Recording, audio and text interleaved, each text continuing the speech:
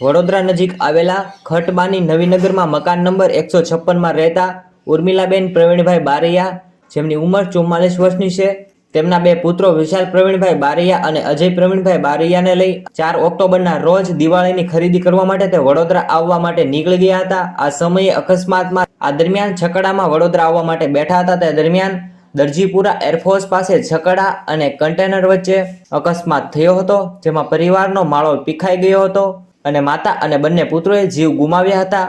કરુણતા એ છે કે મૃતક મહિલાનો પતિ વડોદરા સેન્ટ્રલ જેલમાં બંધ હોવાથી અને પરિવારમાં બીજું કોઈ ન હોવાથી મહિલા અને બંને બાળકોની ઓળખ થઈ શકી ન હતી. પોલીસે મહિલા પાસેથી મળેલા મોબાઈલ સિમ કાર્ડના આધારે મહિલાના પરિવારની ઓળખ કરી હતી, જેમાં હરણી પોલીસ સ્ટેશનના પીએસઆઈ એસઆર બેકરીએ જણાવ્યું છે કે મહિલાનો મૃતદેહ વડોદરાની સયાજી હોસ્પિટલમાં કોલ્ડ રૂમમાં રાખવામાં આવ્યો હતો અને હવે તેમની પત્નીની ઓળખ થઈ છે. ત્યારે પતિ જેલમાંથી પેરોલ પર છૂટ્યા બાદ ત્રણેયના મૃતદેહો પતિને સોંપવામાં આવશે અને ત્યારબાદ ત્રણેયના અંતિમ સંસ્કાર કરવામાં આવશે.